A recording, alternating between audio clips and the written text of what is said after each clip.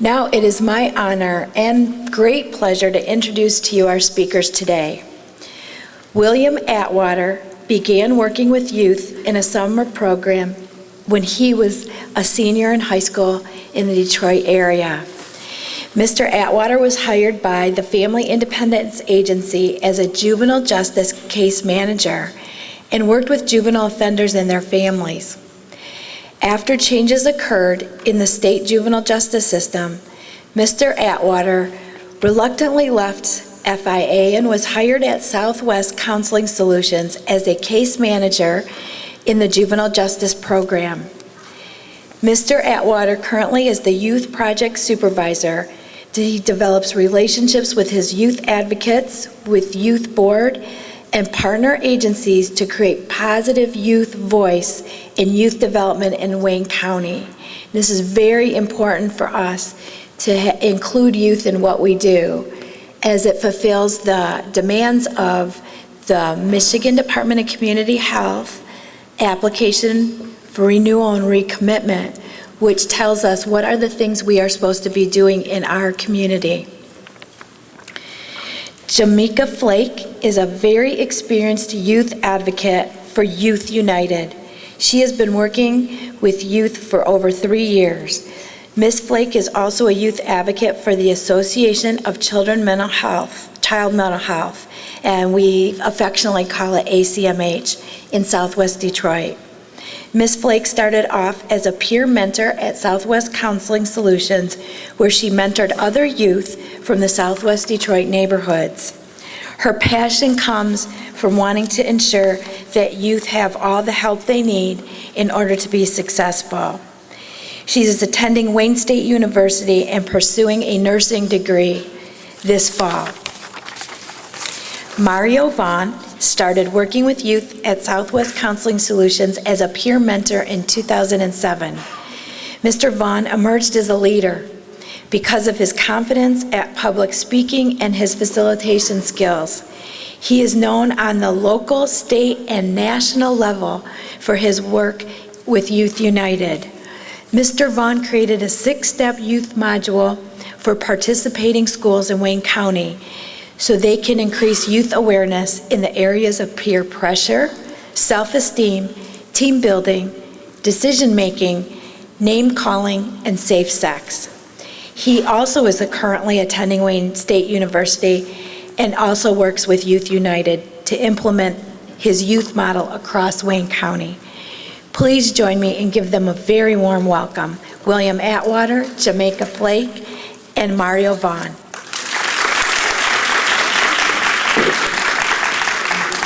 Let me start off by just saying good morning, everybody, and thank you for coming.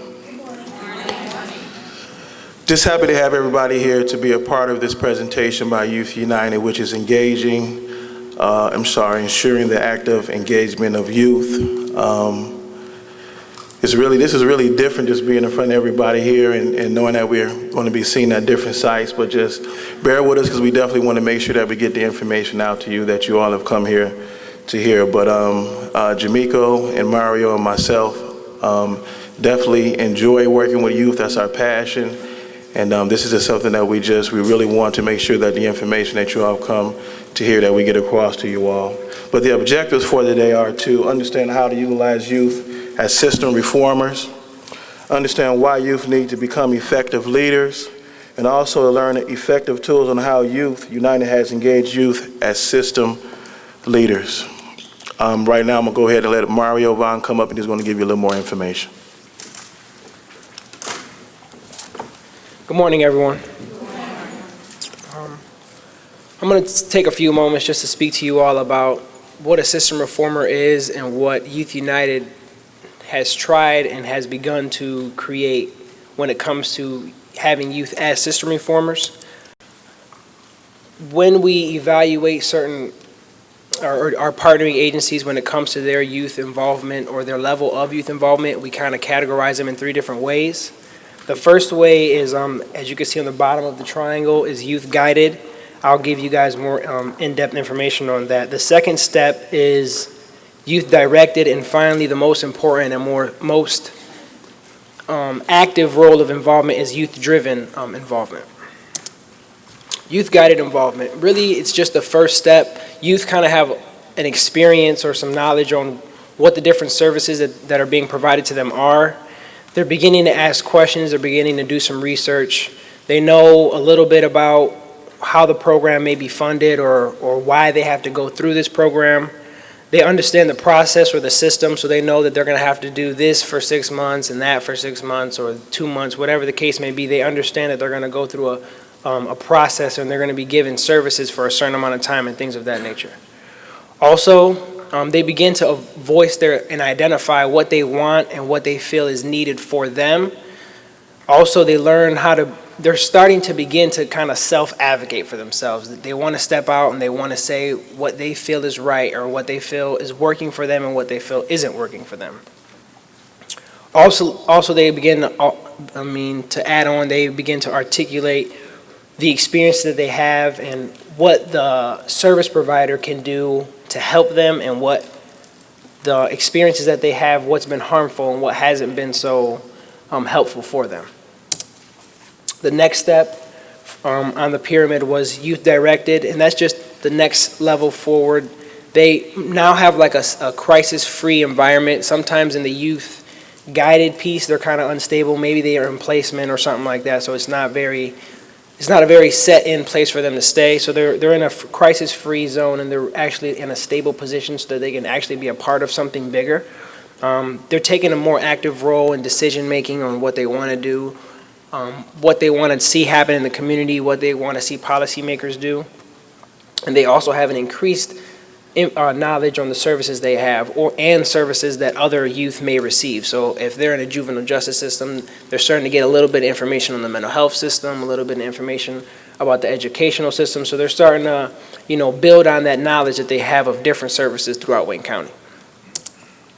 And finally, youth-driven. That's what Youth United really promotes throughout Wayne County and what we promote in our partnering agencies.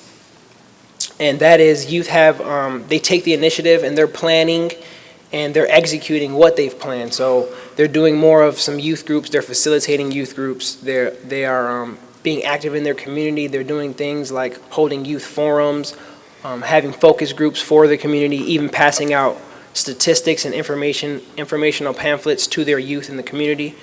They have an expert level of understanding when it comes to what youth need to go through in all the systems. So not just in juvenile justice, not just in mental health, but in education, even in recreational centers. There's the whole, all the different systems in system of care. They have an understanding on what it takes to get into this program and what it takes to succeed in this program.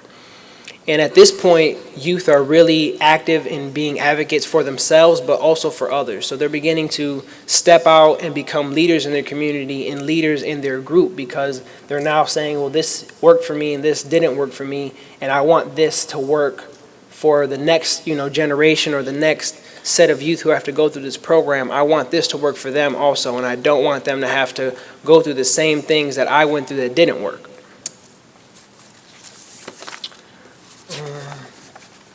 The different areas of youth involvement, there's the individual, which was pretty much the youth-guided piece, the individual one-on-one. That's when they're youth-guided. They're pretty much meeting with their social worker possibly or their case manager, whatever the case may be. They're working with that person, and that's an individual involvement. The next step would most likely be youth-guided and youth-driven, which would be the community-based. They're being active leaders in their community. They're doing things like youth groups, like I said, and youth forums. And lastly, and most important, is policy. I'm sorry, there's a fly floating around, so if I'm swatting at it. Lastly is youth policy. What that is they're at the meetings where policymakers are. They're sitting at the table and they're actually partnering with them, and their voice is being heard at these meetings. So they're sitting there and they're talking to, CEOs and what a lot of people call the big wigs of companies, and telling them, well, look, this just didn't work for me, sir or ma'am. I didn't really appreciate, or I didn't like the way this kind of handled out or this panned out. I didn't like the path that I had to take. We need to figure out a way that it's more easy for the next set of youth to go through. It's more, pretty much more effective when it comes to receiving a service for youth it's a lot harder for our parents, it's a lot harder for us, it's a lot harder for our peers. So we want to kind of make it an easier process and a more successful process for the next set of youth. And that's really youth-driven. That's what youth-driven is about. I'm going to pass it over to Jamaica Fleck, and she's going to tell you a little bit more about why youth leadership is so important. Okay. Look at this one.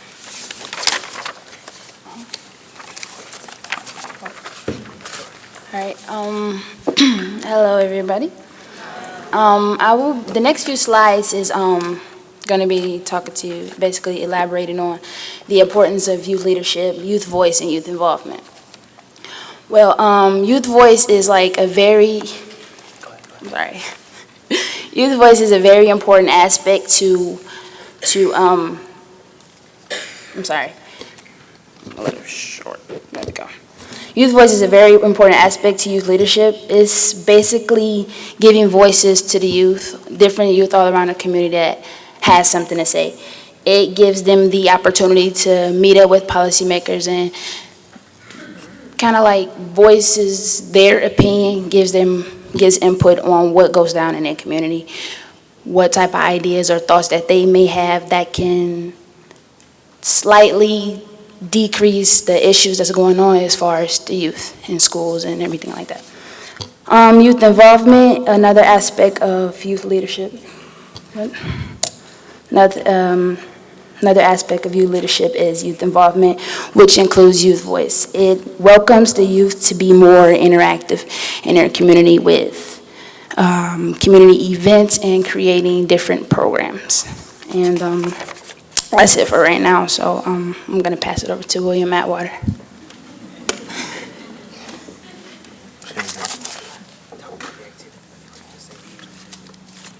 Well, if you look on the slide, it says activity, but because of this setup, we definitely can't do an activity here, but normally we would do some type of team building activity that would kind of like give you an understanding of some of the activities we do with our youth. But I'm going to talk a little bit about engaging youth.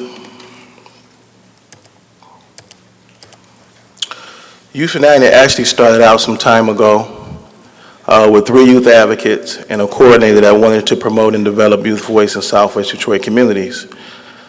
Through that actual relationship of those 3 youth advocates and the coordinator, they actually developed a program which we call Youth United, and they wanted to really affect youth and families in Southwest Detroit to bring about a change in our communities, but to really focus on positive youth development and youth voice.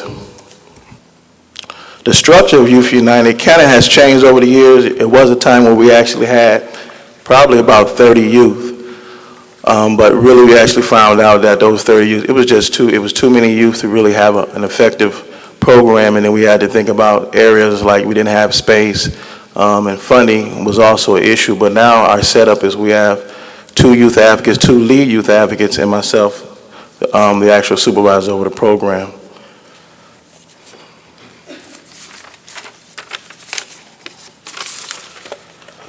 Youth United is also involved when it comes to like trainings. There are different trainings and things that our youth are involved in.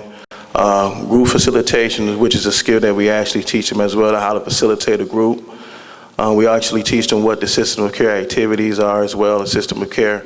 Explain them what system of care is, and then we actually have system of care activities that we're involved in on a local level and on a state level. Also, we are involved in community building activities, different things in the community that Youth United is actually involved in to actually develop positive youth development and youth voice in different communities in Wayne County, as well as our youth do sit on state board committees as well as national board committees.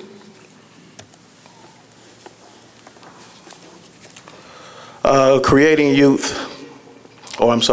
Youth United projects. At this particular time, we actually are working to create youth leadership at our different partner agencies. I'm not going to give you all the information because Jamaica is going to come up and tell you a little bit of information about that. Leadership trainings, system of care trainings, our youth advisory board, as well as community outreach. But these are some of the areas that Jamaica is going to touch on.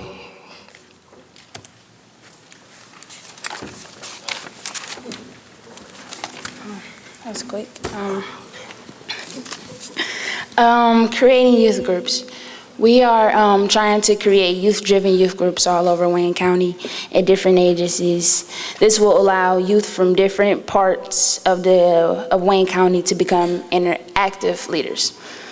Interactive leaders to ensure that their voice is heard, but we already started creating these groups, placing these groups at Black Family Development, DCI, and we're looking forward to expanding these groups at agencies such as Children's Center, Guidance Center. Yeah, okay.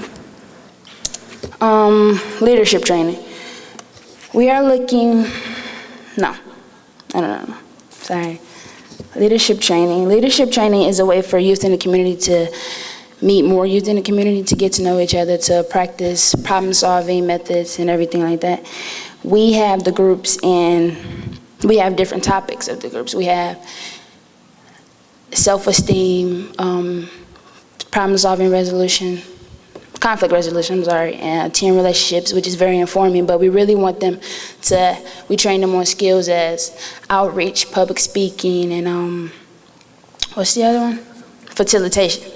And that's what we really want them to learn about. We want them to kind of like build their, and the system of care, we do system of care training.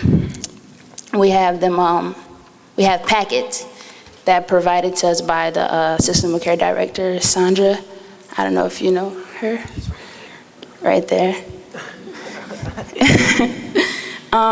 She provided us, she gave us these packets to give to the youth that we're training and basically let them learn what system of care is, about the, the guiding principles and everything like that, and the core values, which is system of care is providing the youth and families services that they need, and the services are what?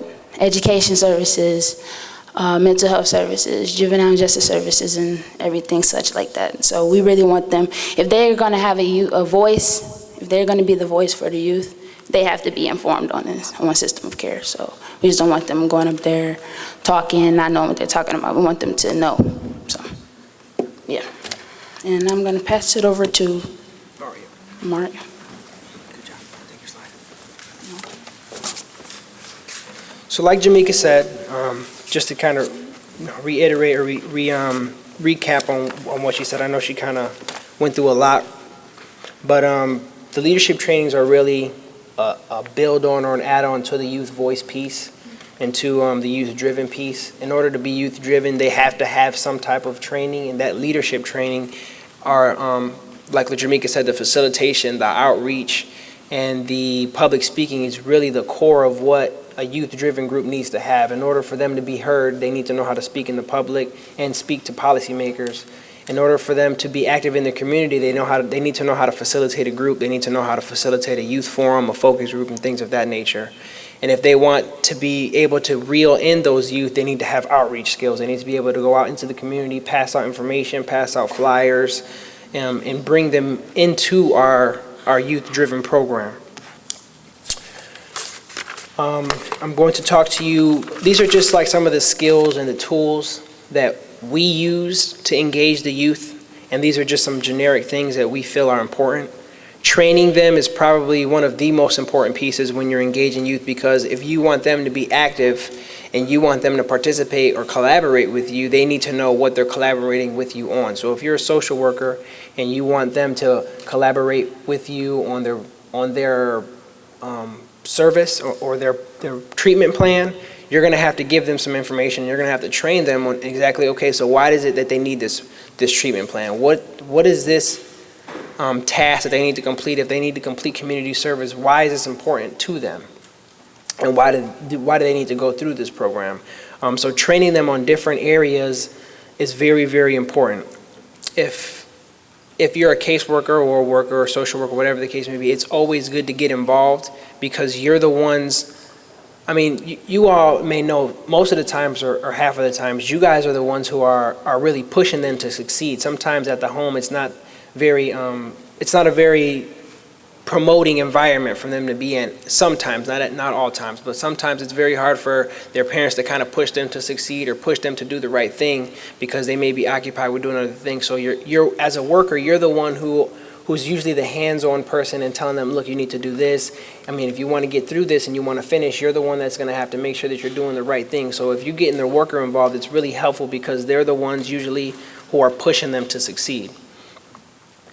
Give them clear and very structured rules, set rules and guidelines for them. The next two slides are kind of meshed together, but the clarity for the work and their rules and have foundation and structure and expectations from the beginning, that's very important because when you're collaborating with youth, and especially when youth are collaborating with each other, it's very important that they have a set of expectations that they know that they need to meet and a set of guidelines that they know that they have to follow. Youth United has what we call a participant expectation form that each participant has to sign in order for them to realize that, look, this is what we expect from you guys. You guys should be meeting these guidelines and you guys should be following these guidelines, and meeting these expectations. And if you don't have that in the beginning, it kind of gets hard if you're going to try to, you all have kids, most of you, so if you don't set any rules in the beginning, it begins to get lenient, and then when you try to enforce those rules, it's like we've been, hanging out, we've been using our phones in group, and we've been, been able to roam the hallways whenever we want. Now you're going to tell us we can't. So it's very important that you allow those rules to be very firm and structured in the beginning, and if it's possible, maybe loosen them up a little bit so that they can feel like they're actually, have some freedom in that group or in that relationship when it comes to you all. Give them real work or give them real tasks that will allow them to see, well, look, I actually finished this, I did this is something that I accomplished. Because when you're working with youth, it's very important that you allow them to feel like they've accomplished something. So even if it's very small tasks that that are good, or will work for them, it's always great for them to have that. So I know at a time Youth United went through a process where our youth numbers were low, and this was actually before Youth United was going into the community and creating Youth Voice. This was when we had a peer education program where Jamaica was a peer educator, and there was a time where our direction wasn't really set in stone, and we were kind of having the youth just do whatever was available for them around the office, and it really made the morale for the group very low. They felt like they were just doing like the monkey work, and they didn't really feel like what they were doing was what they wanted to do. They weren't in the community. They weren't doing things. They weren't meeting with policymakers. They weren't doing those things, and that's what we told them that we wanted them to do. So when we told them, look, you guys will be meeting with policymakers, you guys will be in the community, and then we had them stuck in the office for 2 or 3 hours a day, and they were doing paperwork and things of that nature, it felt like, well, this isn't what I signed up for. This isn't what I wanted to do. Allow them to have other youth involved. If they have a positive cousin or a friend, if they can't be, directly involved due to some guidelines that you guys have, I know that at a time you had to be getting services from Southwest in order to be a part of the Southwest Counseling Solutions, their Youth United program. But even if you can have someone, come in and participate for your groups, and I don't know if you've all seen it, but there was a Youth Voice piece on, what was it, Channel 7? Channel 7, I think it was Thursday or Friday. It was a youth march against violence, and Youth United is in collaboration with that Youth Voice, with that, what is it, a program? Youth Voice program? Collaboration, I'm sorry. And really what that is it was a bunch of partnering agencies in Southwest get together, and they get their youth together, and they actually try to make a difference. There was being a part of that march really shows you that if you have other youth who can get involved, 10 or 12 youth march turns into 150, youth march. So if you can have other people and other youth, positive youth, who surround the youth that you work with, get involved with them, it also builds their support system. I know it's very hard for some people. I know it hasn't been hard for the adults that I work with, but I know that sometimes it's very difficult to allow the youth to kind of take the lead on certain things, and that's very important. I know that you guys feel that maybe it's not in their best interest to take lead in certain topics or certain tasks, and you feel that maybe, if they fail, it won't be good for their confidence, but sometimes it actually is good to allow them to kind of make some errors and make some mistakes, because then they can kind of see, well, you know what, I shouldn't have did that the first time. I'm going to try to do this over. For example, if you let them take the lead in creating a youth group or a focus group, and they don't do any outreach, they're going to see that nobody comes to their focus group. You can't have people, you can't invite anyone if you're not doing any outreach. So, if they can see, well, man, I didn't do enough outreach, or I didn't do any outreach, I need to do that next time, or I didn't choose a very good topic. It didn't seem like my participants in the focus group were very attentive and, very interactive with me. Maybe I should choose a topic that's more relevant for them. So allowing them to take the lead allows them to see, well, look, this is what works and this is what doesn't work. And they begin to get that confidence, and they begin to get that understanding, well, look, I can do this. I can really take the reins and make sure that things get accomplished. Another thing is very key, and I know that most of you all have this because you're sitting here, is patience. Patience is very, very key, because, youth scheduling is hectic. I'm a college student and I work with Youth United, so my schedule is like, it's just like a snowball. Once something happens, something else happens, something else happens. So being able to schedule time for them to come and meet with you is very, very important. And I commend William, because he's very understanding when it comes to me scheduling my time, or when it comes to me, saying, well, look, I can't make this meeting, or I can't do this presentation because I have to do the test, or I have midterms, or I have, football practice, whatever the case may be. Patience and understanding is very, very important. Also, it's important to provide resources for the people or for the youth that you want to engage and you want to work with. Transportation transportation is transportation. Youth don't want to take the bus, 4 or 5 buses to get to your agency. If you can provide it, and if your agency can provide it, that's great. I know that Youth United once did provide transportation, but due to some events that happened, we didn't have a transporter. So it was very hard for us, and that's kind of where our numbers dwindled down. But if you guys can provide transportation, it's very, very important. It gives them the freedom to rely on someone. Okay, I know my worker's going to come and get me, or I know so-and-so is going to come and get me and take me to this group. I don't have to worry about catching the bus. At winter, it gets dark really early, so they don't have to worry about taking the bus. It's cold at night, and it's dark at like 7 o'clock, so they don't have to wait at the bus stop. They feel very comfortable when it comes to having transportation. Also, I know it's not so much a resource, but it's an incentive. Food is also very good when you guys are, holding youth groups or having a meeting, maybe a little snack. It doesn't have to be like a 5-course meal or anything like that, but pizza or, chips and pop, something like that, just to hold them over, because usually you're going to get them right after they get out of school. And usually kids, when they go home, they go straight home and they usually grab something to eat on the way home, or their mom or their parents have something for them to eat. So you're going to, take away from that. So just give them something to hold them over for a while. Also, resources like computers. If you want them to be doing certain tasks, they're going to need to have a computer. So if you're working in an office, it's pretty cool if you have like a little laptop for them to work on, or maybe a desktop, anything of that nature. Just resources that will allow them to strive are very, very, very important. And also let them know what's in it for them. Like I said, if you're a social worker and you're working with the youth, they're going to need, most of the time, some community service, pretty much mandated by the court or something like that. So allow them to know, look, if you're involved with this program, you can get some community service hours. If your agency can provide it, you can offer them a stipend. Things of that nature. And also just let them know this is going to be good for you in the future.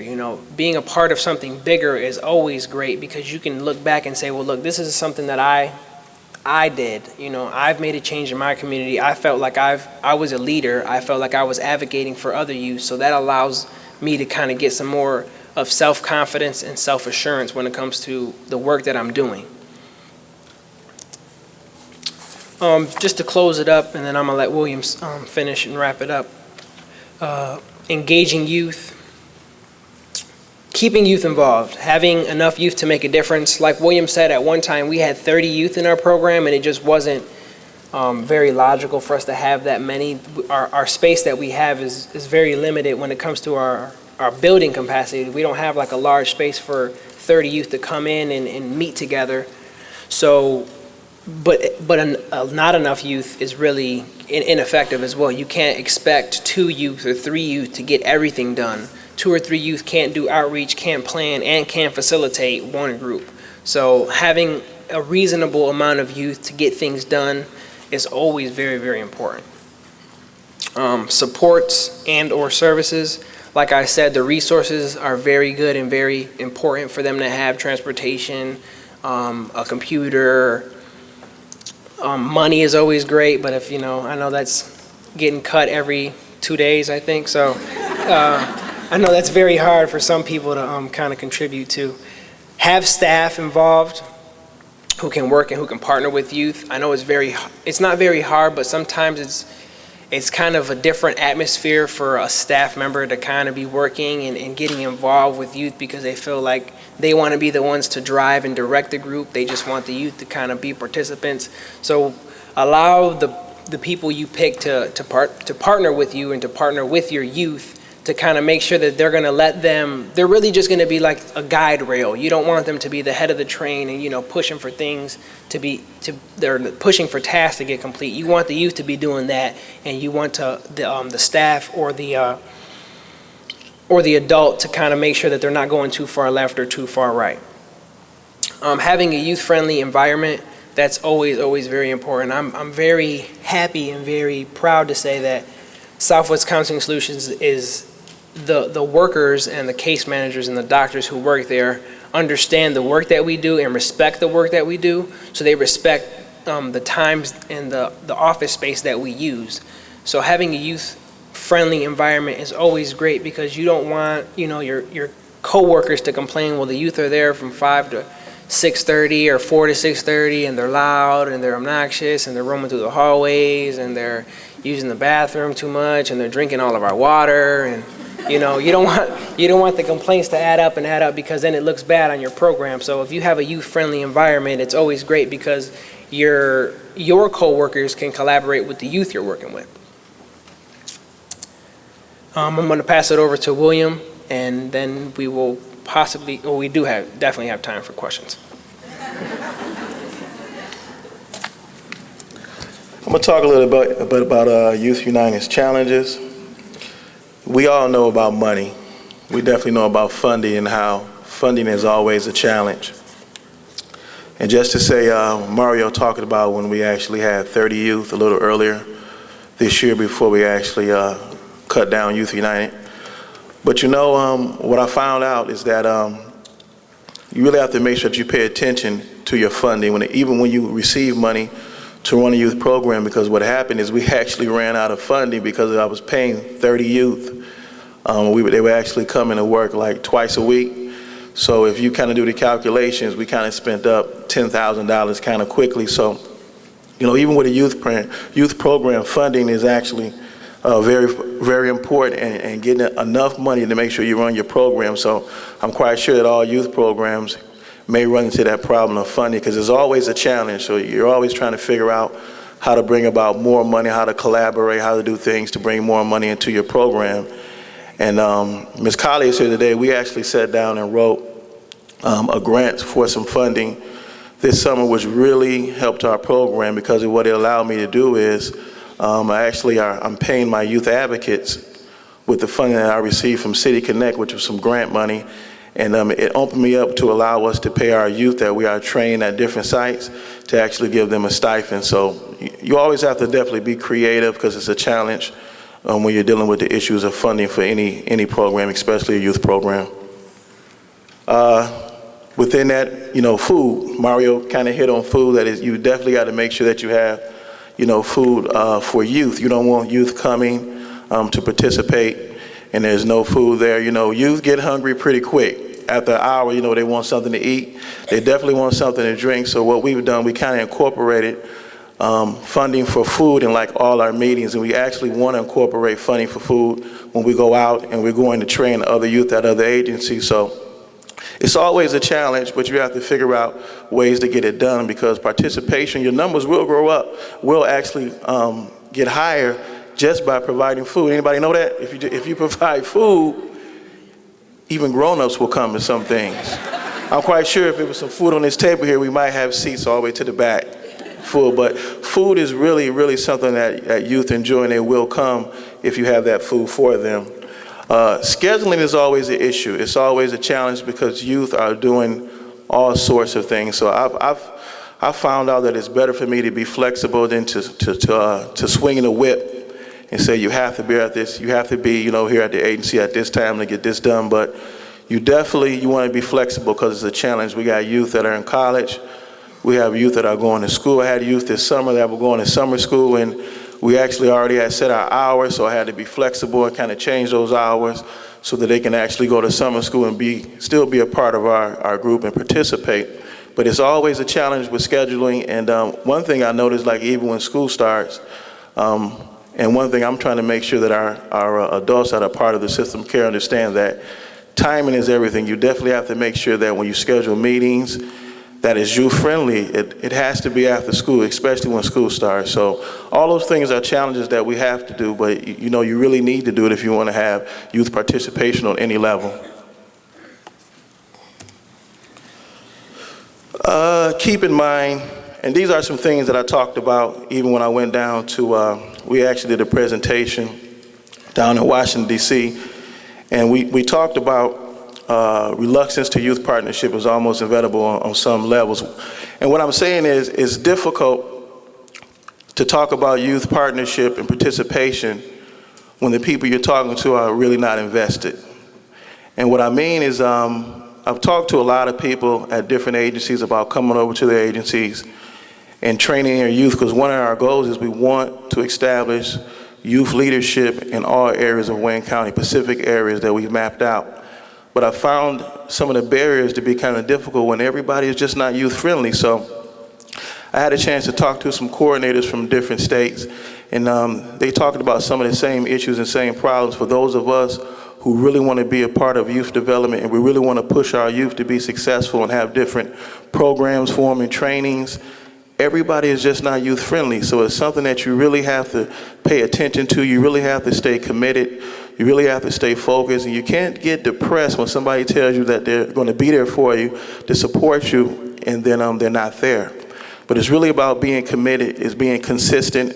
I mean, there are some people that I've been talking to for months, and nothing has happened yet, but it's still up to me to make sure that I stay focused and not lose focus, because if I do, the program actually won't develop. And what we want to do, our goals for 2010, going over to 2011 to create youth leadership, it won't come to pass. So it takes me just to be mindful.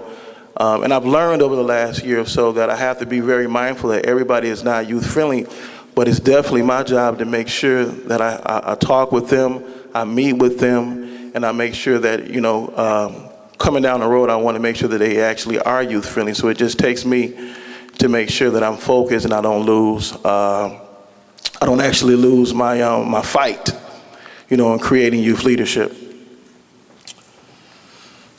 Stay the course. Everything happens with time. It takes time. It definitely takes time to develop youth leadership. You have to stay focused. I mean, you really have to stay focused. You can't lose your thought pattern. You can't let your plans just actually evaporate. But you have to make sure that you're focused, and you have to make sure that you stay the course. And one thing I've learned over the last year is that no matter who I talk to, no matter if they want to support me or not, I don't make them enemies, but I make sure that, they're still my partners. So even though they may not be youth friendly, like I said a little earlier, it's still my responsibility to make sure that they're youth friendly. And I do all that I can to collaborate with them, to partnership with them, and to make sure that they're an ally, not an enemy. Collaborate as often. Mario talked about this collaboration that we have with Youth Voice. Collaborations are great. For me and Youth United, it really has allowed my youth to grow. I was even watching some of my youth last week, and we were part of this march against violence. We're part of a collaboration called Youth Voice, and we marched down to the sheriff's office, to the Detroit police office, and we actually went to the mayor's office as well to drop off letters. So we wanted to actually invite them to come to an actual team summit we're having against violence in September. But to get a chance to see my youth work with other youth, and just to see them smile, and just to see their determination to make sure that, what we were marching about, they wanted to come to pass. They wanted to really make sure that we had a voice and what's going on in Detroit, you know, with all our youth being killed and murdered, it was really something. So that collaboration with all these other youth agencies in Southwest Detroit and outside of Southwest Detroit, it was a great thing for my youth because I can see them growing. I can see them really starting to want to really be involved in what's going on in their communities and not just allowing anything to happen in their communities, but saying that we do have a voice. And if we come together, that voice can be heard. Because let me tell you, when we got down there to DPS, we got the hollering, we got the screaming, and we really wanted to draw attention. And the news came out, and they actually interviewed Jamaica and actually interviewed some other youth. But it was a great thing to see a collaboration of youth come together and really want to make a change in their community. And that's really what youth involvement is all about. And that's what we're trying to do in Wayne County. We're trying to develop these youth partnerships with these different agencies so we can develop youth groups so we can bring about a change in all these different areas of Wayne County. But we're not really focused on the adults making those decisions. We're going to allow our youth to say what needs to happen in each community, what change needs to come by allowing the youth to have that voice. And last but not least, everything is for the youth. Mario, Jamaica, and all my youth advocates will tell you, I really feel that our youth program is our youth. You know, definitely I have to keep them online. I have to, you know, direct, supervise, whatever you want to call it. But it's all about allowing the youth ideas and voices to be heard. Not always the adults, although, you know, we do somewhat have the vision and we try to direct them, but we want to allow them to make the decisions. And just to give you an example, youth voice I just talked about, I remember when we all met, all the youth, we allowed the youth to talk about issues within their community that they wanted to resolve. We didn't actually sit down, the adults didn't sit down and make those decisions about what we wanted to change in our communities. We allowed our youth to have that voice. We allowed them to have the say-so. And they came up with some things that probably some of the adults would have never came up with. Now, some of the things we definitely know need to change in our communities. But we allowed the youth to say, you know what, we need recreation facilities and centers opened in Southwest Detroit. I'm not a youth. I'm almost 40 years old, so I don't really go to recreation centers anymore. I probably would have never thought of that. But that was something that our youth wanted. They felt like they needed somewhere to go. They needed somewhere where they can actually get involved in different activities within their communities. And why have a recreation center there and it's not open? You know, it wasn't open like on the weekends. And you said, we want this open. So it was really all about youth voice. It really wasn't about the adults and what we thought needed to be changed in different communities, but it's really about the youth and allowing them to speak and say, look, we want change in this area, this area, and this area. And then it was about the adults to get behind them and push them and to support them. That's really it. Any questions? Okay. Your mic's not on. We've collected quite a few questions, and we're going to rotate through all the different sites. So if you have questions, there's paper inside your folders. Just hold them up, and someone will come around to collect them. And before we start question and answer, I do want to ask everybody to please take a few minutes to fill out the evaluation form in your folders. Turn those in before you leave.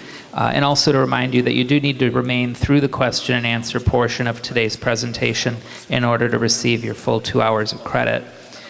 If you have to leave early, we can deduct your credit from your certificate and dismiss you early, but otherwise we'll stay for Q&A.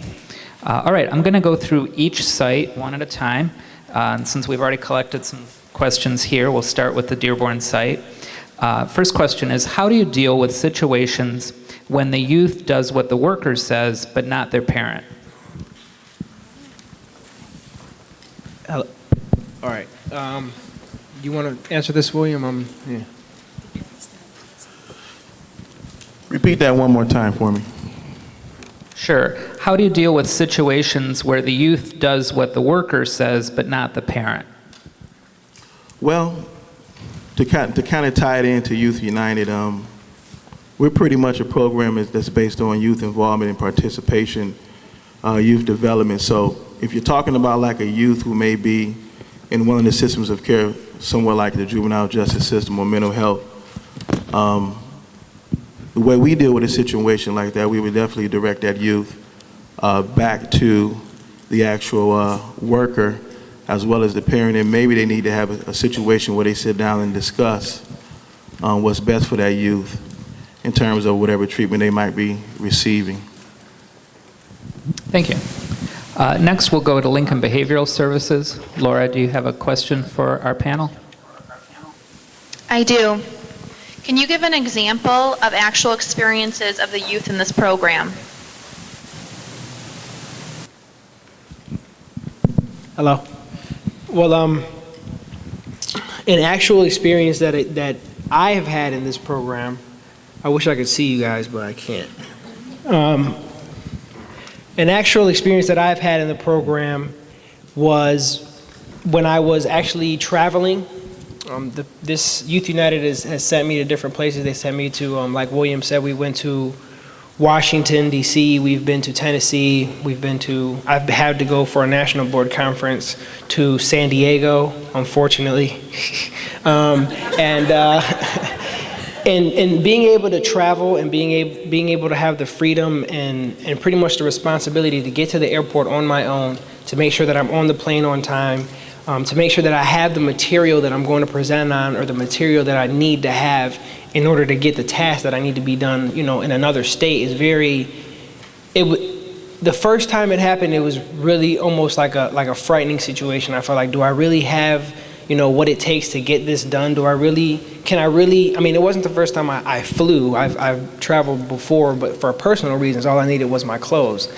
So it really wasn't like I had to be mentally prepared to get things done in another state. I wasn't comfortable there because it wasn't like it was my agency or another agency that I worked with. It was with a audience or a room full of people that I didn't know, or people that were from other states also. So I was like, man, this is going to be nerve-wracking. And so it was really important for me to kind of buckle down and really understand, well, look, I have to get this done because it's not just going to reflect on me. It's not just Mario. It's Youth United and it's Southwest Counseling Solutions. It's not just a personal task that needs to be done. It's something that's going to affect how these other people that I'm going to work with look at Southwest Counseling Solutions and look at Youth United. So if I get there and I'm not acting right, or I'm not engaging in or participating or giving my opinion, it makes it seem like, well, Youth United just sends a youth just so they can be a token there. So my experience with traveling and having that responsibility was really important because it allowed me to see that someone, back in Detroit, back at Southwest Counseling Solutions, really relied on me to get something done, all the way across, San Diego is on the other side of the country. So that's, they want me to make sure that stuff gets done all the way over there in Tennessee or in Maryland. So wherever I am, I need to realize that when I'm on company time, it's time for me to be professional. It's time for me to make sure that I'm getting what I need to get done. So that was pretty much my experience. Did that answer the question? Can you hear me? Okay. We'll assume that it does. Thank you. Yep. All right. Next, we'll go to Children's Center. Any questions from Children's Center? Yes, Pat. How do agencies get youth-driven groups at their agencies? Well, the way we actually do that is I usually end up having contact with somebody at that agency, and normally how it works, we will go over and do like a presentation so they can kind of understand the work that we're doing in each area of Wayne County. And from that presentation, I usually sit down with someone afterwards, I don't know, maybe a supervisor of a particular program, and we kind of work out the details. I kind of show them our training manual, I kind of show them our implementation plan, and we kind of talk about what type of youth involvement that they actually have at their agency. And then we decide what type of trainings they will need. Some agencies actually already have like youth programs and they've been up and running, so we can actually come in and provide support. We can actually provide maybe some of the trainings, our manual that particular supervisor may think that they need. Some agencies don't even have a youth program, so what we'll do then, we'll kind of implement our whole training plan there. So it just depends on what area of expertise they need in youth participation or youth leadership, because what we do, we actually teach youth leadership skills. So it just depends on what level that youth group is at that particular agency. Does that answer the question? Okay, thanks. Yes. We'll go to the Guidance Center next in Southgate. Any questions from the Guidance Center? We have no questions. Okay. Northeast Guidance Center in Detroit? Yes, we have a question. What is the age range of youth involved, and how many youth are needed to start a program at another agency? Well, the age is actually 14 to 21, and it really doesn't matter. We really like to have at least 5 youth to start a youth group. So 14 to 21 and at least 5 youth to start a youth group. Thank you. Okay, our next question comes from here at the Dearborn site, and that is, how do you handle youth with emotional issues who may become defiant or have a negative influence on other youth in the group? Well, any youth who actually becomes a part of Youth United, we have actually expectations that every youth actually has to abide by. So if there's a youth who's suffering from emotional issues or problems, sometimes it just depends. The youth may not be a good fit for Youth United. But if we do have a youth who actually fits into our program and has experienced defiant behavior or whatever, usually what happens is my youth advocates like Mario and Jamaica will actually sit down with that youth, go over the expectations to make sure they're clear. Because normally when they become a part of Youth United, we always go over the expectations anyway, but we're dealing with defiant behavior. If it's not resolved at the youth advocate level, then they actually bring them to me. And then usually there's a meeting between myself, one of my lead youth advocates, and we sit down and discuss the situation with the youth. I'm not, we definitely are not looking to kick youth out, but there's just some things that we just don't allow. Fighting, dismissal, termination from Youth United if you're fighting, or different things like that. But we always sit down and have a discussion, whatever the behavior might be, to try to come to a resolution. And sometimes, if it's something that's very serious, the youth may not be a part of Youth United anymore. And if it's just a situation where we need to talk about some issues or some things, we do have a probation. We can put them on probation, and we'll have them sign a document indicating they're on probation. And then we'll watch their behavior for maybe the next 30 days, and everything is okay, they'll be off for probation. But that's normally how that process works. Thank you. We'll return to Lincoln Behavioral Services. Laura, do you have another question? Yes, I do.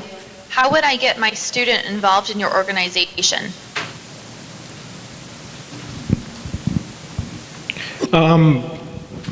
What area, I would probably have to ask her a question. What area of Detroit or Wayne County is she a part of? She's a social worker in a high school. Which high school is that? Which high school? Northwest? Northwestern, sorry. So hopefully, what we're trying to do, like William and I stated, we're trying to develop a Youth United, model in that area. So Northeastern is the Children's Center. So we're actually, which is great because we're in the process of starting a Youth United group at the Children's Center. However, the Children's Center does have a lot of different programs. I met with the director there, Laura Lefevre, and she told me that there's a lot of different programs for just boys or for just girls. There's interactive groups. So we're hoping that when we get there, we won't have to do our full extensive program, but really it will be a good idea to get involved with the Children's Center. And when we get there, she'll always, make sure that she can partner with us. I don't know if you guys can see the slides also, but on the slideshow, we have William Atwater's contact information, his email address on there. So if you wanted to take that down and send an email, hopefully we can invite her personally. If we can get her personal or her contact information, the student's contact information, we can invite her to the training that we'll have at the Children's Center, which hopefully will be within the next month or so. Thank you. Next, we'll go to the Guidance Center in Southgate. Any new questions there? No. Okay, Northeast Guidance Center. Yes. How can we start Youth United with faith-based in communities. Repeat it, please.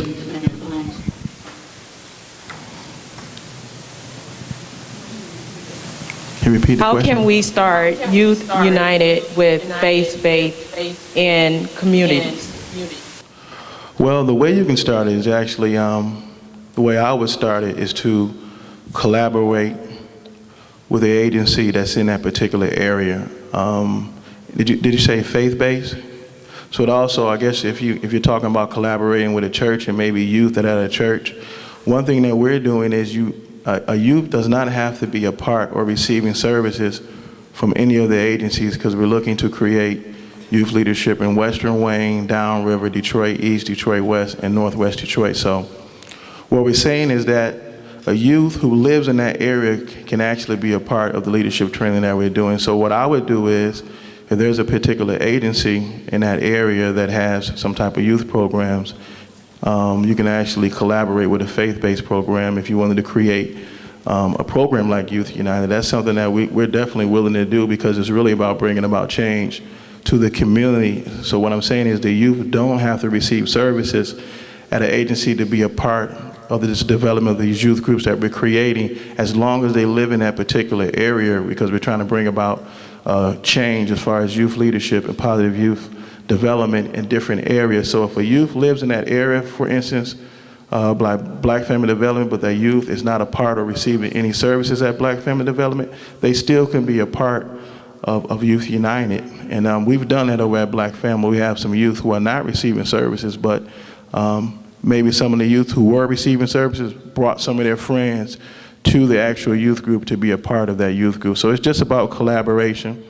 So from a faith-based perspective, I would say to collaborate with an agency in that area.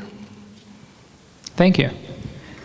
Nate. Those specific and those, founding skills that we want them to have. However, when you're creating a youth group, or when we're creating a youth group, which we used to hold monthly, what we do is we allow the youth to choose a topic that they want to, teach their peers or share information on with their peers.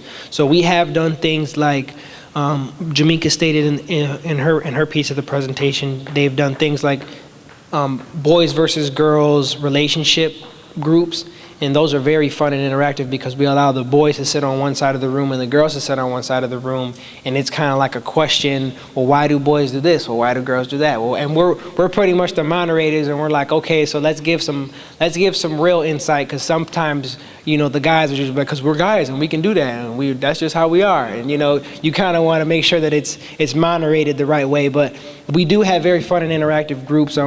Besides the boys versus girls groups, we have had gang violence. We've had things like safe sex. We've had our company purchased those drunk beer goggles, and we do like a course, like a mapped out course in the room. We get you on a tricycle, and we can show you, how it feels to be, if you can't ride a tricycle, it's not even a bicycle. If you can't ride a tricycle, with drunk goggles on, there's no way you should be drinking and driving. So there's interactive things. We try when we're presenting, even when we're doing our trainings, we try to make them as interactive as possible. We really did want to incorporate the activity that we had for the program, but the way the room is set up in the video broadcast, we didn't want to pretty much alter our evaluations by saying, the people who are in the video broadcast couldn't participate. But really, we try to make it as interactive and as fun as possible. We don't like to sit up in front of youth and just talk to them throughout the whole entire presentation. We want them to get involved with each other. We do team building activities, which allows the youth to kind of get up, get each other's names, get the energy going in the room, and it allows them to kind of build a rapport with one another. So we do have a lot of fun and interactive activities, and also ones that are more relevant to teens. Thank you. Our next question comes from here at the Dearborn site. It's a two-part question. And the one is to ask simply how many youth are involved in Youth United at this point, and how many agencies. And then the second question is whether you have a publication of some kind of newsletter or regular mailing. Well, currently we have about 10 youth advocates, not including the lead advocates, which are myself and Latrice McCants. So that all together is about 12 youth in the Youth United program at Southwest Counseling Solutions. We have started training at Black Family Development, and we have started training at DCI. So those two agencies are already in the process of being trained, and they're already in the process of having a Youth United model at their agency. And like I stated earlier, we have met with Laura Lefevre at the Children's Center to kind of get the ball rolling on that area. We are looking forward to working with other agencies throughout Wake County. And what was the second part of the question? If you have any kind of regular publication, a newsletter or mailing. Well, we can have you on our contact information. We do have a binder that has all of the youth that we've worked with. So whenever we have a youth group, or whenever we're going to have a training and we want to invite that youth, we do give them a phone call if we have their contact information, their cell phone number or home phone number, and we try to do the email thing as often as we can. But we do have, Facebook. We do have a Youth United Facebook, so whenever we have something like that, we just post it on our wall, like, we're going to have a training this day, or we're going to, be marching this day. So our Facebook is pretty much the easiest way to keep updated on what we're doing. Also, we do have a brochure, and we have some other documentation that that is very easily, we can send it through email, or we can send it through snail mail, if that's what you guys want. So whatever it is, we do have information for you guys to have, but our Facebook is definitely the easiest way, because we update it usually like on a weekly basis, if not a daily basis. Thanks. And also, we are a part of the Wayne County Community Systems of Care, and there is a website that will be up and running in the near future. Great. Laura, do you have a question from Lincoln Behavioral?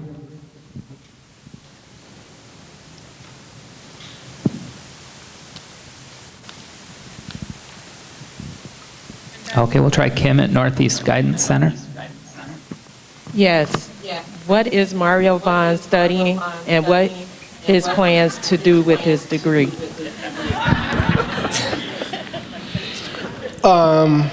Hello. Well, I'm currently going to school for nursing. I want to be an anesthetic nurse, so I want to be the person who puts you to sleep before you go into surgery, and that's pretty much where I'm going. I am enrolled currently in Wayne State, but I do plan to transfer. Actually, this semester I did register for classes, so I have to drop my Wayne State classes. I'm going to OCC because they have an accelerated nursing program. It's only a 16-month program. This is not a commercial for them, so nothing like that, but it's a 16-month program, which allows me to be just an RN, and then I'll go back to Wayne State to specialize in anesthetics.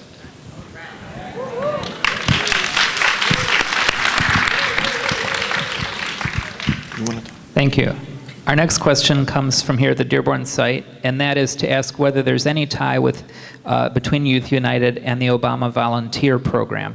Any federal funding available for Youth United? No.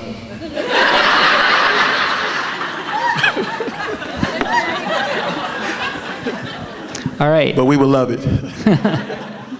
Nate, do you have a question from Children's Center? Yes. Do you work with adjudicated teens and while in a lockup facility? No, we don't. We actually don't work with. We actually do work with juvenile offenders who are community-based. So in order for them to be a part of Youth United, they definitely have to be community-based. I don't have any connection at this time where we can actually go into somewhere like JDF in Wayne County and provide a service or, get their youth involved in Youth United, but they can be involved once they are community-based. Thanks. Let's try Laura again at Lincoln Behavioral.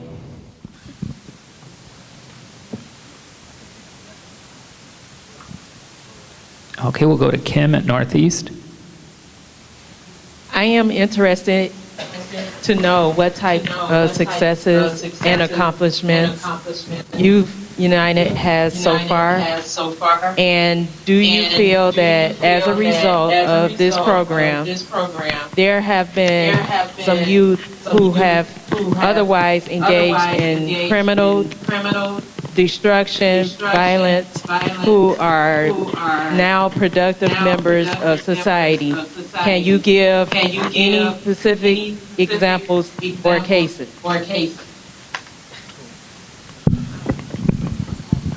That was a really long question.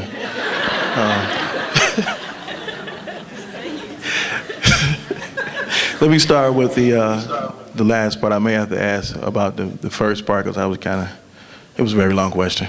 But yes, we have youth who have been a part of Youth United who were in the juvenile justice system, and personally we've had conversations with them. They've told their stories before how Youth United has definitely helped them to change their life, to being involved in something positive, because most of us know there's not too much out in the community that's positive. Youth are out there doing all sorts of things. So yes, we do have youth who have been in various systems, the mental health system, who receive mental health services, and definitely we've had a lot of youth who are in the juvenile justice system, and they definitely talk about the experience they've had with Youth United and being involved with positive youth, doing things positive for their community, has made a change for their lives, or in their lives.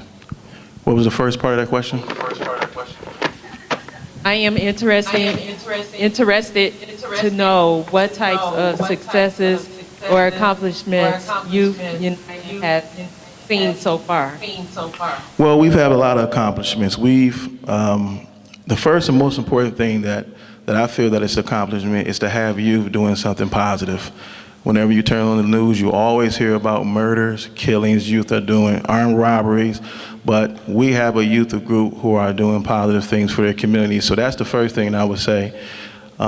Second is accomplishments. We've done so much. I mean, just to see some of our kids were on the news, when we are involved with some of our collaborations, Channel 2, Channel 4, Channel 7, to see them interviewed, to see them on YouTube, to go out of town and do presentations in Portland and San Diego and Washington, and even on the local level and on the state level of Lansing. I mean, they're involved in various committees. They sit on different committees. So our youth are, they definitely have done a lot. There's been a lot of accomplishment in terms of a lot of the presentations we do, a lot of the change we've made in the communities, a lot of different youth that we have touched their lives by being involved in this program. Some of the work that we've done with Youth Voice has been great, to see our youth to be a part of that collaboration, to bring about change, to actually get a chance to our youth to sit at the table with our mayor of Detroit and to really challenge him to make some changes in our community. I mean, those are a great accomplishment, to see the pictures we've taken and some of the videos we have where our youth have really spoke about different issues within their communities that they want to see change. That's an accomplishment. That's youth getting down, doing grassroots work, being a part of change, especially in Wayne County, because we know we hear a lot of things that's going on within our communities that kind of shine a light on our youth in a negative perspective. But to see a group of kids or a group of youth collaborate with other youth, if you all could have seen that march last week, you just have over 100 youth marching, beating drums, and saying that we want to bring about change, stop the violence. That's an accomplishment, because we have youth at a young age are to get involved in changing their community. So what we want to do, we want to see these same youth like Mario grow up and be productive citizens in our communities. So yes, it's definitely a lot of accomplishment that our youth are part of. Thanks. Next question comes from here at the Dearborn site. Are there any special needs youth involved in Youth United? Well, we don't. We haven't had a we really haven't had like a special needs or youth come and be a part of our program. So we really, we would probably address it as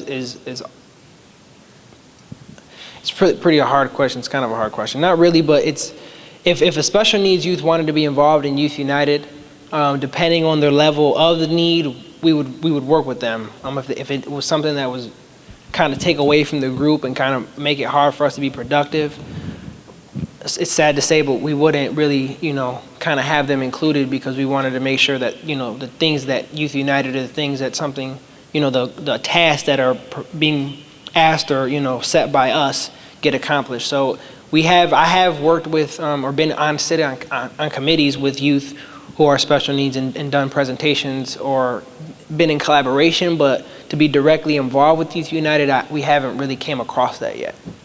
Okay. Next, we'll go to the Guidance Center, see if there are any questions there. Yes, it's a two-part question. How does Youth United interact with policymakers, and what is the outcome? No, that was a really short two-part question. Good job. Well, like I stated earlier, we do sit on committees. We're part of, like William said, we're part of the Wayne County System of Care. So all the System of Care meetings that Sandra and her special elite team has, we're a part of also. So youth sit on that board or sit on all those meetings. And I think there's about 5 or 6 different levels of county meetings. There's county meetings. We also meet with Carlin Nichols, who is the bomb. She's sitting back there, but she makes sure that the youth voice is heard on all of our committee meetings. And really, you get to see the change and you get to see the outcome because the CEOs and the directors of these programs actually sit down and they meet with us. So they're really getting to know us and they're really getting to know what we want to see happen or we want to see change. So when we see a program change or when we see something altered in a program, we can kind of say, well, that was kind of my idea. You can kind of sit back and be like, I knew that was going to work really well. And when there's new programs being developed by the county or there's new levels of employment being given, to Sandra, we're allowed to sit at those meetings and we're even allowed to interview certain individuals to take those employment roles. So it's really important that, well, actually it's beneficial for us and for the committees that we sit on to kind of make sure that our voice is being heard, because at the end of the day, they're providing the service for us. So what we say doesn't necessarily have to go, but it does make a difference because we're the ones that either fail the program or go through the program successfully. And as we all know, when there's a lot of success rates, that's when the money starts, to come back in. So they want to make sure that, if we're going to give them input that's going to allow them to increase their success rate of a program or give a position to someone who's going to be working with youth, why wouldn't you want a youth to sit at the interview table and ask them questions? Because at the end of the day, if you're going to be working with youth, you should probably be asked questions by the people you're going to be working with. So that's pretty much the outcome of sitting on meetings, as well as also, like I said, interviewing people for different positions. Thank you. All right, we're going to take one final question from each site, and then Carla Nichols, the bomb, is going to speak to us in person. Yes. Final question here from the Dearborn site is for Jamaica, and that's to ask what your future plans are. Well, hello. Well, I will actually be attending. I will still go to Wayne State University, but for 2 years, I'm just going to attend Henry Ford Community. For the nursing program, I would like to work in the ER. And after that, I'm just going to head back to Wayne State for about 2 years. And as of right now, I start school August 25th, and I hope to continue working with Southwest Solutions. So that's it. Great.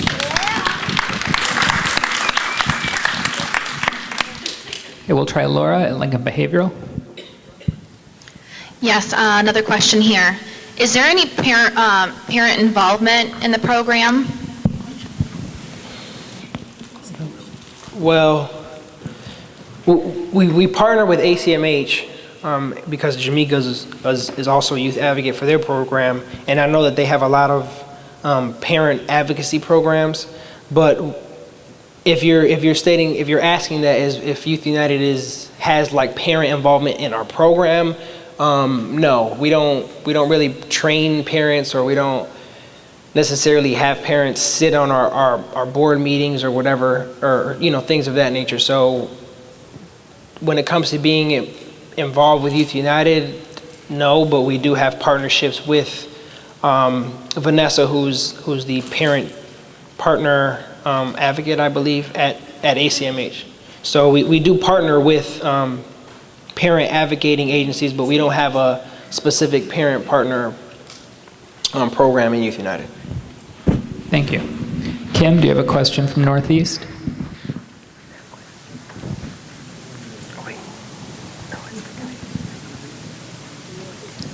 Okay, we'll try Jamie at the Guidance Center. We have no more questions. Okay, and Nate at the Children's Center. Yes. Do you do presentations at schools to allow youth to learn about the program?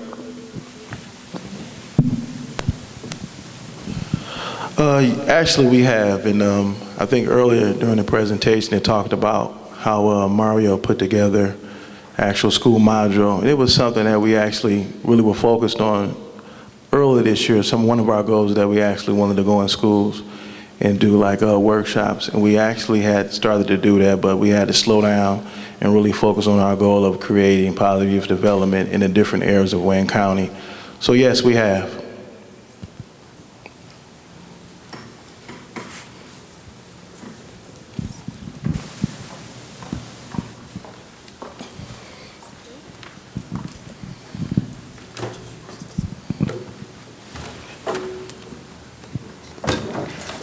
Hello, everyone.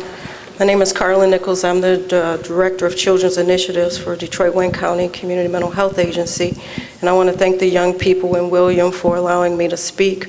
I just wanted to point out to you the critical nature of the work that these young people are doing here in our community in Wayne County.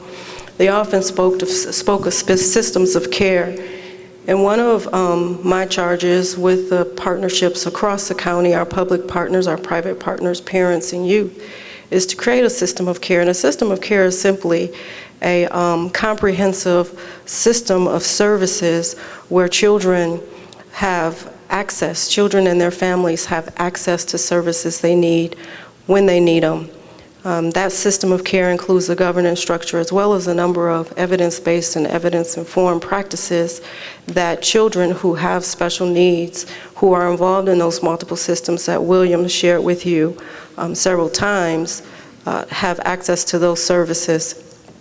The role of youth in systems of care is critical. We're at different stages of that involvement depending on where you stand in Wayne County. And Mario, I believe it was Mario, started this presentation sharing with you the levels of youth involvement. In some communities, we're just youth guided, and what our ultimate goal is to be youth driven, to have youth at the table as policymakers, to have youth at the tables as decision makers.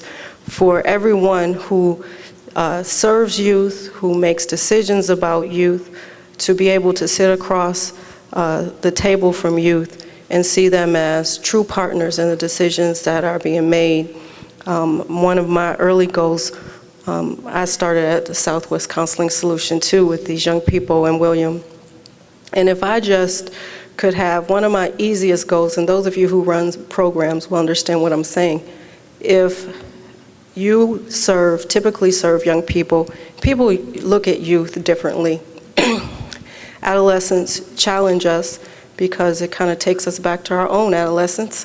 And adolescents challenge us because they are challenging. They ask questions, and sometimes we don't want to answer those questions because we struggle with seeing them as growing, thinking, breathing people who we should be including in this conversation. So one of my goals was if the secretary just wasn't scared when young people showed up for their drug screen or showed up for their group, then I was doing a good job of creating a youth-friendly environment. And I'm proud to say that that actually happened, where when young people walked into the room, they were greeted kindly and they felt welcome. And that's so critical in the work that we're doing. So I think the youth involvement in developing our system of care is a very critical thing that we all really need to take hold of and really begin to figure out where. It doesn't have to be sitting out on your board of directors. You may not be ready for that. It may be as simply as what Mario started with, sitting across from a youth and having him or her be involved in the discussion about their treatment. Because we all know young people choose with their feet. You know, once they're just not sitting there because you told them to, they'll just get up and walk out. And these are young people that really do desire our help, and they desire us to help them make some decisions and help them move forward in their lives, and we can only do that by including them. So including them at the table around planning, treatment planning, and ultimately including them at the table around policy development becomes very critical. The other thing I want to say is that William, Jamaica, and Mario, who I'm sure you guys all found very fascinating, because I always do. You see Mario, who's, you know, a lot of you will say, oh, that's a really polished kid. Well, he's been doing this for a while. He has presented and is seen as a major leader in this state and nationally when it comes to the issue of youth voice. But then you see Jamaica, and we could all tell she was nervous, and we're all very kind to her. But one of the things you need to understand about Jamaica is that this is her first major presentation, and I just want to acknowledge her for that.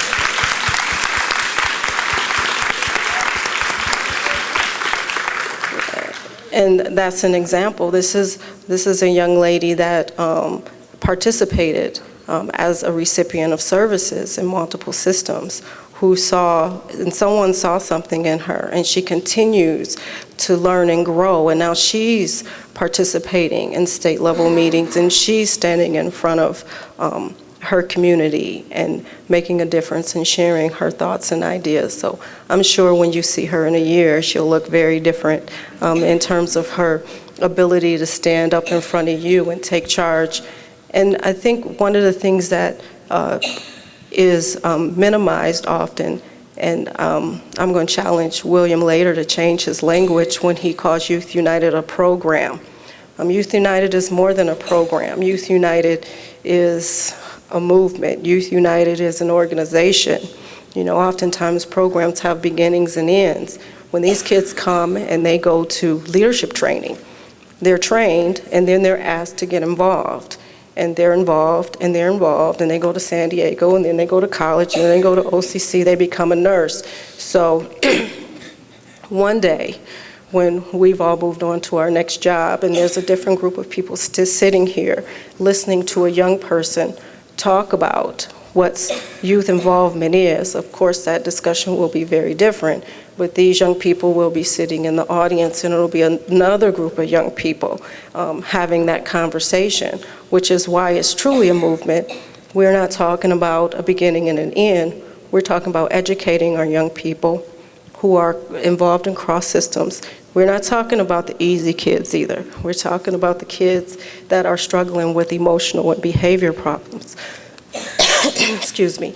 And we're talking about allowing them to have a voice, allowing them to take leadership, allowing them to have a say in what the services that they receive look like, and allowing them to design them, allowing them to set policy, allowing them to sit at the table with each one of us and tell us what's in their best interest.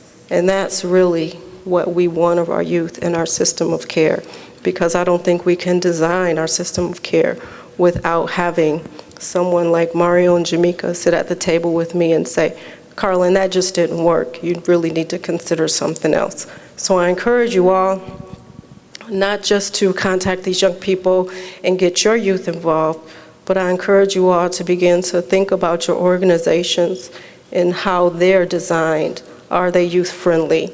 Are you including youth in the treatment plan if you're a worker or a teacher or a nurse, you know, like Mario, you know? And Jamaica, 2 nurses. Great. No social workers. That's okay. It is okay. I told them it was okay, you guys. So begin to consider look at yourself in that pyramid, figure out where you are. How do you begin to move to from youth-guided to youth-driven? Begin to consider your practice. How can you do that in your practice? I just want to end by saying, continue to consider that. These guys are very much available to support you, your organization, in this type of work.